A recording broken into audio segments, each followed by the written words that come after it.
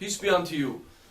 One of the other factors of being at the end of racism or being at the end of discrimination, based on these cartoons and these depictions and these narratives that we hear in the media, that a person actually goes through indirect harm.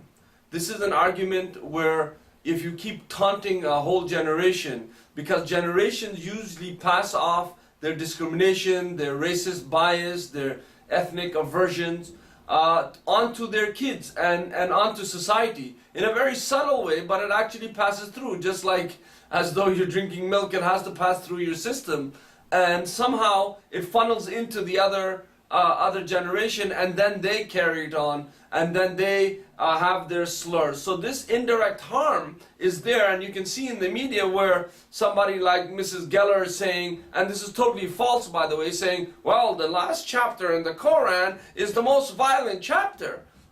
And it has nothing to do with violence. It has actually we'll play it for you. The last chapter, which supersedes all chapter, is a very violent chapter to kill non-Muslims and to conquer. Bismillah ar-Rahman ar-Rahim.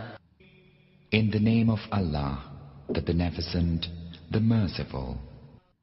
قُلْ أَعُوذُ بِرَبِّ النَّاسِ.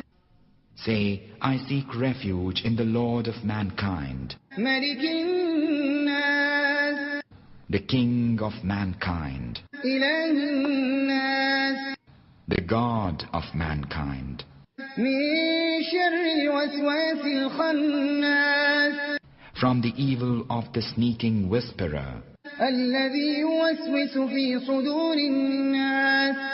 who whispereth in the hearts of mankind, مِنَ الْجِنَّةِ وَالنَّاسِ. of the jinn and of mankind. You see, it makes no sense, but these people come out and say it, and then this indirect harm where they are saying that, oh, all Muslims are violent, or all Muslims are such and such. So you can extrapolate that to any ethnic group, you can extrapolate it to the religious group, and you can do that to anyone. So what we're saying is that the indirect harm from these cartoons and from these words that get under the skin, that are pernicious, they're deadly at the end, you see, because it passes from one generation onto the other. That's why still in many parts of America where you see a black man and a white lady, or a white lady, a black man, you just do not see that people have acceptance, even till as of today. They did some kind of study that where they had set up some cameras and they did a fake thing that they were arguing, and when one of the persons who was black or white left, the other one said, yeah, good, you said that about your kids, because they should not be, the race should stay with their race, right?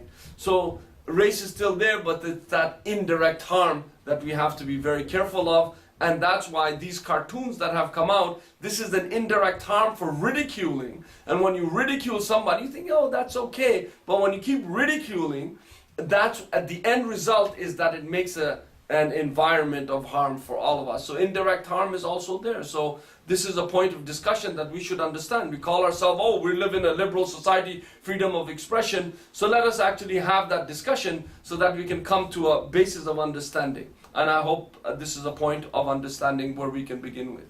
Thank you. So this backlash that, oh, this ideology and hate and all of this, oh, Muslims, we need to look at them under a microscope.